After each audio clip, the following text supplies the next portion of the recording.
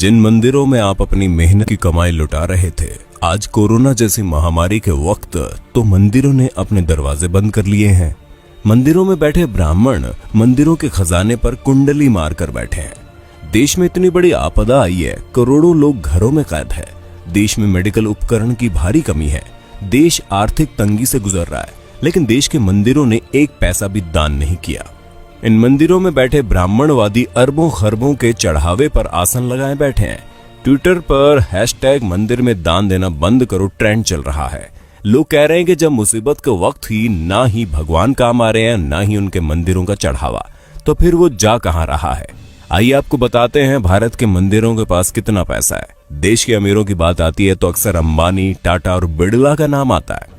हालांकि आपको ये जानकर हैरानी होगी कि देश में कुछ मंदिर ऐसे भी हैं जिनके पास इन अरबपतियों से भी ज्यादा संपत्ति है। केरल का पद्मनाभ स्वामी मंदिर भारत के सबसे अमीर मंदिरों की सूची में आता है। यहाँ हर साल करीब 500 करोड़ रुपए का चढ़ावा आता है। 2016 में इस मंदिर की टोटल वेल्थ $22.3 बिलियन यानी कि करीब 1.47 लाख करोड़ रुपए आंकी गई।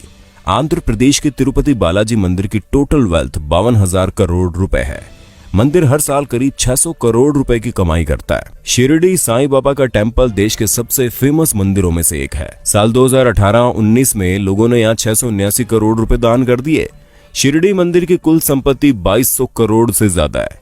जम्मू के वैष्णो देवी मंदिर में सालाना 500 करोड़ से ज्यादा डोनेशन आता है। मंदिर के पास 1200 किलो से ज्यादा तो सोना ही है। वहीं मुंबई के सिद्धिविनायक मंदिर की सालाना कमाई 125 करोड़ से ज्यादा है। भारत में कुल 6,38,000 गांव है, 5,000 कस्बे और 400 बड़े शहर हैं। अमूमन हर गांव में मंदिर होता है। शहरों में तो देवी देवताओं के अलग अलग मंदिर होते हैं। इस हिसाब से भारत में 6 लाख से ज्यादा मंदिर है। सोचिए इस देश की कितनी बड़ी संपत्ति पर सिर्फ और सिर्फ ब्राह्मणों का कब्जा है। पुरी का जगन्नाथ मंदिर, वाराणसी के काशी विश्वनाथ मंदिर, गुजरात के सोमनाथ मंदिर और मदुरई के मीनाक्षी मंदिर जैसे धार्मिक स्थलों पर खजाने भरे पड़े हैं, लेकिन मंदिरों में बैठे पंडित देश की भलाई के लिए एक पैसा तक दान नहीं करते। भगवान के नाम पर आपकी जेब खाली की जाती है और फिर ये लोग उसे हजम कर जाते हैं। जरा सोचिए, अगर ये मंदिर अपनी संपत्ति दान कर दे तो एक दिन में भारत की गरीबी दूर हो जाए, लेकिन ये ऐसा नहीं करते। धर्म के नाम पर लोगों को मूर्ख बनाकर ब्राह्मणवादी मौज काट रहे हैं।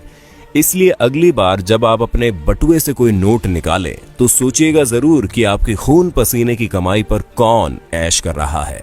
मंदिर में या मस्जिद में सीमेंट की बोरी देने से पहले पड़ोस में देख लीजिए, अगर कोई गरीब हो तो आटे की बोरी पहले दीजिए।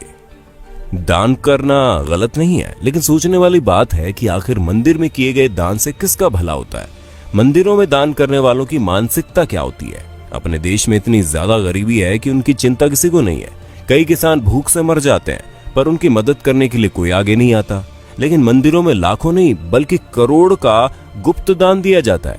आखिर इस दान से हासिल क्या होता है, किसको मिलता है इसका लाभ। हम एक बात साफ कर दें, हम कोई नास्तिक नहीं है। भगवान ने हमारी भी उतनी आस्था जितनी होनी चाहिए। लेकिन सोचने वाली बात यह है कि आस्था जताने के लिए मंदिरों में दान करना जरूरी है। अगर नहीं तो फिर जो लोग मंदिरों में बेतहाशा दान करते हैं, उनके पीछे की मानसिकता क्या है। क्या उनको भगवान से किसी बात का डर रहता है? क्या ऐसे लोगों को जो कि काले धंधे करते हैं, उनके मन में बात रहती है कि वो भगवान के मंदिर में कुछ दान करके अपने पाप से बच जाएंगे? हमें तो लगता है ऐसी ही किसी मानसिकता के वशीभूत होकर ये लोग लाखों रुपए दान करते हैं। लेकिन इनके दान से किसका भला होता है? हमारे देश के बड़े बड़े मंदिरों की हालत क्या है, किसी से छुपी नहीं है। लाखों दान करने वालों के साथ वीआईपी और वीवीआईपी के लिए तो इन मंदिरों के द्वार मिनटों में खुल जाते हैं। इनको भगवान के दर्शन भी इनके मन मुताबिक समय पर हो जाते हैं। लेकिन आम आदमी को घंटों लाइन में लगे रहने के बाद भी कई बार भगवान के दर्शन नहीं होते। कभी कभी लगता है कि भगवान भी अमीरों के हो गए हैं, खासकर बड़े मंदिरों में विराजने वाले भगवान। शिरडी के साईं बाबा के दरबार के बारे में कहा जाता है कि वहां पर सभी को समान रूप से देखा जाता है। लेकिन हमारे एक मित्र ने बताया कि जब वो शिरडी गए थे तो वीआईपी पास से गए थे और उनको दर्शन करने में कम समय लगा। यानी वहां भी बड़े छोटे का भेद है। संभवतः अपने देश में ऐसा कोई मंदिर है ही नहीं जहां पर छोटे बड़े का भेद ना हो। किसी वीआईपी या फिर अमीर को हमेशा लाइन में लगने से परहेज रहता है। वे भला किसी गरीब के साथ लाइन में खड़े कैसे हो सकते हैं? लाखों का दान करने वालों को क्या अपने देश की गरीबी नजर नहीं आती? क्या ऐसा दान करने वाले लोग इन खैराती अस्पतालों, अनाथ आश्रमों में दान करने के बारे में नहीं सोचते। जिन आश्रमों में ऐसे बच्चों को रखा जाता है, जिन बच्चों में संभवतः ऐसे बच्चे भी शामिल हैं जो किसी अमीर की अय्याशी की निशानी के तौर पर किसी बिन ब्याही माँ की कोख से पैदा होते हैं, क्या लाखों दान करने वालों को अपने देश के किसानों की भूख से वो मौतें नजर नहीं आती? हम तो इतना जानते हैं कि किसी भूखे को खाना खिलाने से लाखों रुपए के दान से ज्यादा का पुण्य मिलता है। किसी असहाय और गरीब की मदद करने से उनके दिल से जो दुआ निकलती है वो दुआ बहुत काम की होती है। हम मंदिरों में दान करने के खिलाफ कतई नहीं है, लेकिन किसी भी मंदिर में दान उतना ही करना चाहिए जितने से उस मंदिर में होने वाले किसी काम की मदद हो जाए। जो मंदिर पहले से ही पूरी तरह से साधन संपन्न हैं, उन मंदिरों में दान देने